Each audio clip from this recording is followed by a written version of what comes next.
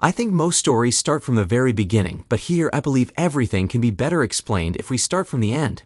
So here I am, at a waffle cafe at 3:30 p.m. The girls 2 tables behind me were once again complaining about their boss. 3 girls right in front of me were trying to stuff themselves with toast, and the waitress Hardy had just refilled my glass. Then a shadow fell over me. "Well, Max," my voice was filled with sarcasm, "I was wondering when you'd show up." "Max, Maxwell Key, my former father-in-law." Chris, can we talk?" Damn, I'd known this man for over 7 years, and for the first time he seemed almost pleasant to me because I saw someone different. A person who wasn't super confident and always in control. That I had to hear and see. "Sit down, Max, you're scaring the kids." He sat down across from me. The girls glanced at us in surprise. You see, Max had always been a powerful man in both body and mind. He owns the largest warehouse in the area and the only real freight company within 100 miles. When the local economy started to decline about 15 years ago, Max managed to stay afloat. Many people owe him their livelihoods, their homes, and Dan it, their lives. Also, keep in mind the fact that he's 6'6", still looks like he works in the big house, and is the kind of person people don't mess with. Max sat across from me in a private booth. Damn, he looked like hell, unshaven, with dark circles under his eyes. Sleepless nights in the K household, poor kids. "Chris, I know you're hurt, but can't you and Kelly just move past this little incident?" "A little incident?" I forced myself to stay quiet, though it felt like my heart was pounding so hard it might burst out of my chest. My hands were sweating, and I fought the urge to strangle the man sitting across from me. It took me a few seconds to calm down, reminding myself that I didn't want to brawl with him. I wanted to win. Calming down, I noticed that everyone seemed to be trying hard to ignore us, but damn it, I knew they wanted to listen. They were craving the dirt. Well, why not give it to them? "All right, Max, which part of this incident do you want me to forget?" I asked without raising my voice, but not bothering to whisper either. "It was just one time." "Wrong, Max. This went on for years, and you know it. She never did this before. She never cheated." "Come on, Max. She's been screwing me over for years. You want to hear the whole truth? Fine." I took my biscuit. When I first met her and tried to get her number, she made a point of showing off every guy who wanted to sleep with her, and even those who already had. Why, Max? Why did she do that? "She was trying to push you away, Chris, but you won her over, and—" "Nope," I interrupted him as I spread apple jam on my toast. "She was trying to see if I was willing to fight for her, and like an idiot I did. I gave her the attention she craved." I took a bite of the biscuit and continued. "Then she brought me home to introduce me to her dad, and even then you hated me. You hated my politics, hated my career, hated my style, and all that. At first, I thought it was just the grumbling of an overprotective dad. But no, you simply didn't like me. I was never good enough for your precious little girl." I took another bite. The jam was good. Max's jaw clenched and unclenched, but the words couldn't come out of his mouth. We both knew I was right, and he couldn't argue with it. But I wanted to live with it. I needed to prove to you that I was a good guy. But I couldn't manage it. Don't argue with Dad. Just accept what he says. Don't say or do anything. Oh, we have few royal battles over that. And after all that, I would just sit there and let you insult me. Tell me, was there ever a time I humiliated you in front of all your friends? Sitting there, arguing with you about everything and winning? No, you can't remember anything like that. Damn it, I didn't care. I just wanted us to stay together. Are you interested in what she tried to do? You see how much I submitted." I took a large sip of my drink, giving me a chance to observe Max closely. He didn't expect this. He wanted me to be hurt and torn. Then he could approach me, pleading and weeping in his humility, to save my marriage. Yes, just like that. Do you know what happened then? She started hanging around with her old friends again, telling me they were just friends. I raised my hand to stop Max from rushing to her defense. I know she wasn't cheating back then. Believe me, after I beat up poor little Thomas for grabbing her at that bar, they all came to me and assured me nothing happened. She just, well, this was all about testing me again. She wanted to know if I was jealous of her. Would I react if she met up with her old lovers? Guys she had slept with in her own bed, in her own home. Well, yeah. After that, we broke up.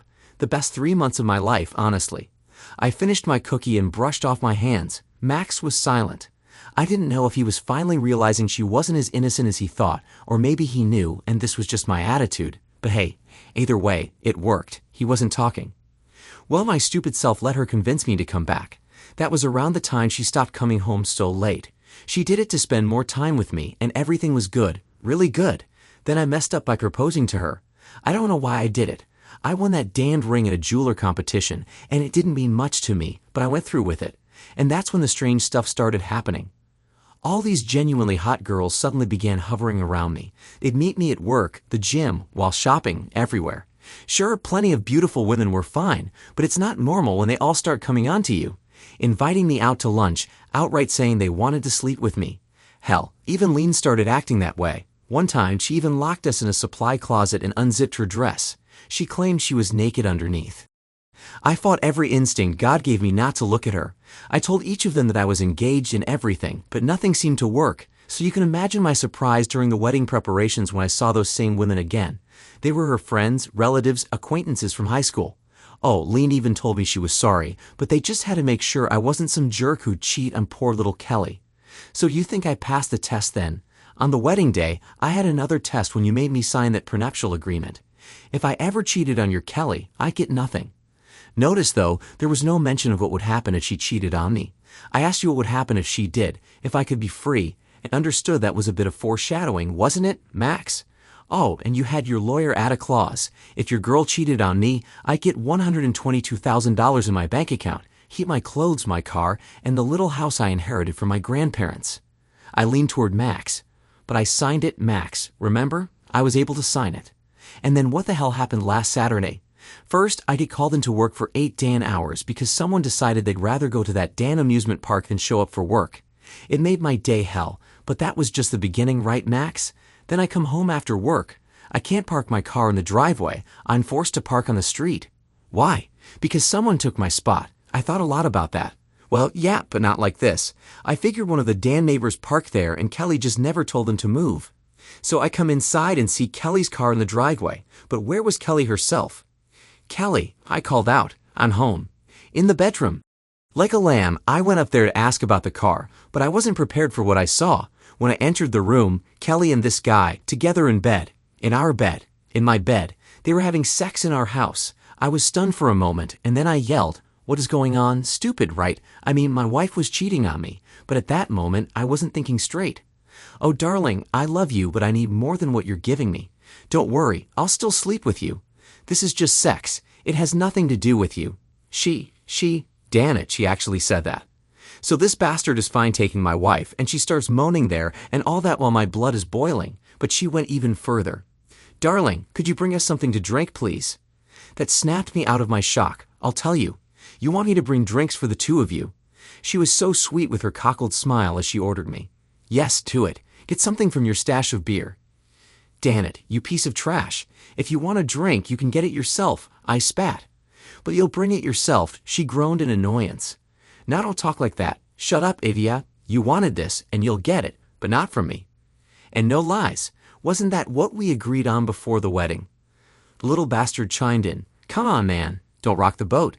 You'll get her 4 or 5 nights a week, and hey, you get to live in this big house with that nice piece. So just take it. Say that to me one more time, and you'll be eating through a straw for the rest of your life. I had never seen a man deflate like that before, not only in posture, but as a man. I think he was about to wet the bed. Screw you, you piece of trash. Keep this damned house. I'm out of here, I shouted. And who did I bump into in the hallway? Mike, your Dan's son. Quite a twisted family you've got, huh? Your daughter with that bastard in my marital bed, and Mike wandering around the house. Mike was all set to help his sister. Slow down, Chris. This isn't what you think. Get lost. What the hell are you doing here? No, forget it. I'm out. Get out of my way. I tried to walk past him, but he grabbed my arm. Now, you know I don't like Mike. So when he grabbed me, well, you know. Does he feel better now? One hit. That's all it took. I swear, I meant to try breaking his jaw, but I struck his throat instead.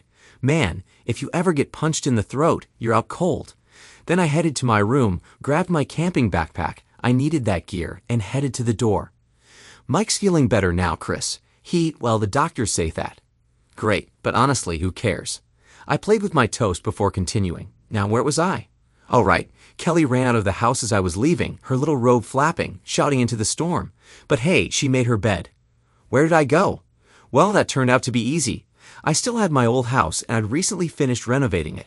I hadn't rented it out yet, so it was the perfect place for me to stay. On Sunday, I drove back to the house to pick up my things. No one was there, maybe they had all gone to church, I don't know. So I grabbed my clothes and whatever else I'd need, then headed to the Salvation Army to at least get a bed. The floor was just too hard.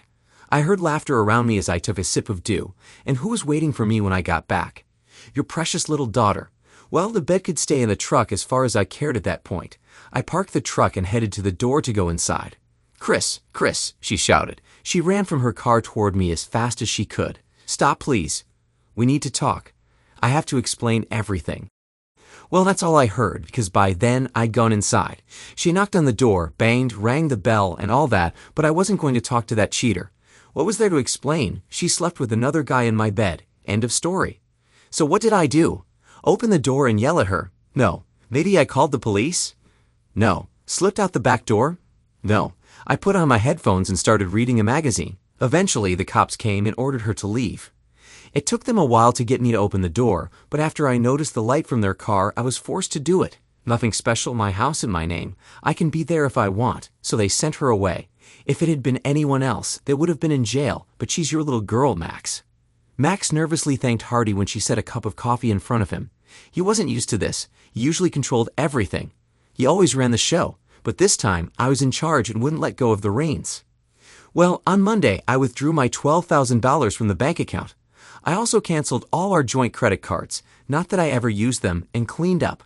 I also went to S&K and had an interview. They were looking for expansion opportunities and had tried to persuade me for a while, but I didn't budge before because Kelly thought it was too big a risk. Damn, when I went to them on my own, they made me a good offer. I accepted it. Then I went to work, walked into the boss's office, and said, Tom, I'm sorry to say this, but I'm leaving. Why? I thought you'd like to hear, the man said, genuinely concerned. Actually, I hate it. You're a good boss, man, but I didn't go to college to be a clerk. Look, I hate to leave you in a difficult position, but I recently caught my wife with another man, and I need to leave. Damn, is it Kelly? Well, I don't want to let you go. Is there any chance I can talk you out of this? He asked. Sorry, Tom. There's nothing you can do. Thank you for everything. So I walked out of the office, but I saw his secretary talking so innocently on the phone. You know that witch was telling someone what she'd accidentally overheard. Then I went to see Mrs. Hines, a good shark, right? Yeah, I know she has an assistant helping me with a divorce, but another person was waiting for me, hoping that Kelly wouldn't get the papers at work on Tuesday. Well, they kept trying to convince me to talk to her all day yesterday after the papers were served and all day today, but I just walked away. I think your guys were keeping an eye on me and saw my car. Did you think you could fix this between Kelly and me? So Max, what was that little incident? She was sleeping with another man in our marital bed. Let's see, Max, why did she cheat?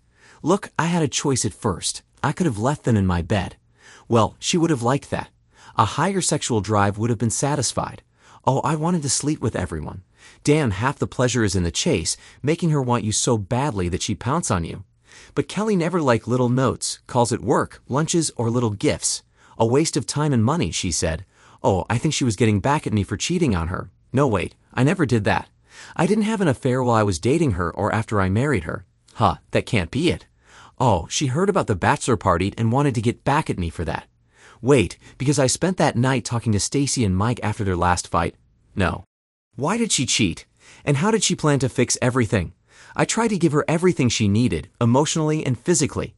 Huh, what if it was another test to see if I was in love with her or if I just wanted the money? She had the money you spent to keep her edible flower shop running. Oh, I like this. What if she wanted me to find them, get angry, and beat up the guy, or run away? Well, that explains Mike's appearance. He was there to stop me from killing that guy, or to prevent me from running away, so she could tell me how happy she is with me now that she knows I really love her. Because if I were there for the money, I would be okay with her having fun. But here's the thing, I walked away. I didn't play that game, Max. For years, I tried to put up with your damned family and your tests, but what did I get? Trust? Love? Respect? No. I came home to see her sleeping with another man so I could prove myself again. Max finally composed himself. Isn't there anything that could save your marriage? I know Kelly genuinely loves you, he almost pleaded. She loves me, Max. I'm tired, man. Really. I heard someone open the door of the Waffle Cafe. I don't know what you did, Max, to raise your daughter like that. But I can't live with it anymore, and she will never change. She needs someone who can constantly show her their need for her, and I don't have that anymore. She tested me one last time. I loved her, Max, but she killed that. I hope you're all happy now. I stood up. Max didn't move as I put on my jacket. I saw Kelly standing at the counter. She must have heard my last remark. She was probably the last one to enter. She stood there as our eyes met. I saw tears in her eyes, a tremor in her chin, but I felt nothing. I pulled out a 20, placed it on the table, and walked into the night. Thanks to everyone who took the time to listen to today's stories. If you enjoyed it, please consider liking and subscribing if you haven't already. Feel free to share your thoughts on the events in the comments below. Take care.